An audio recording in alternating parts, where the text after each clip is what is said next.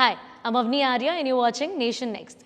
BJP NDA ने देश के अगले प्रेसिडेंट के पद के लिए जुलाई में होने वाले चुनाव के लिए ओडिशा की द्रौपदी मुर्मू को अपना कैंडिडेट घोषित किया है. If you're watching this on Facebook, don't forget to like Nation Next. If you're watching this on YouTube, subscribe to Nation Next and don't forget to press the bell icon to get daily updates from us.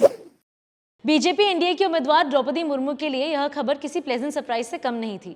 एक दिन पहले ही उन्होंने अपना birthday celebrate किया था.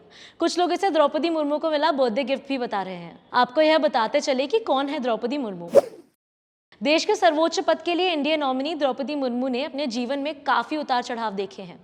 20 जून 1958 को उनका जन्म ओडिशा के मयूरभंज जिले के बेदापोसी गांव में हुआ. भुवनेश्वर के रमा देवी विमेंस कॉलेज से उनका ग्रेजुएशन हुआ. रायरंगपुर की साधारण संथाल आदिवासी परिवार की सदस्य द्रौपदी ने एक टीचर के रूप में अपने करियर की शुरुआत की थी, लेकिन ससुराल वालों के कहने पर वह छोड़ना पड़ा. 1997 में रायरंगपुर नगर में पंचायत की काउंसलर के रूप में पब्लिक लाइफ में आई. सन 2000 में उन्हें विधायक का टिकट मिला और वे जीत भी गई. इसके बाद ओडिशा की बीजेपी सरकार में मंत्री बनाई गई. द्रौपदी मुर्मू 2013 से 2015 तक भाजपा एसटी मोर्चा की नेशनल काउंसिल मेंबर रही है. 2015 में ही उन्हें झारखंड का गवर्नर बनाया गया. 2021 तक उन्होंने राज्यपाल का दायित्व संभाला. 2009 में चुनाव हारने के बाद वे वापस अपने गाँव आ गई. इसी बीच दुर्घटना में बेटे की मौत हो जाने से वह डिप्रेशन में चली गई थी. 2013 में दूसरे बेटे की भी मौत हो गई. 2014 में उनके पति श्यामचरण मुर्मू की मृत्यु हो जाने से वह अंदर से एकदम टूट सी गई थी.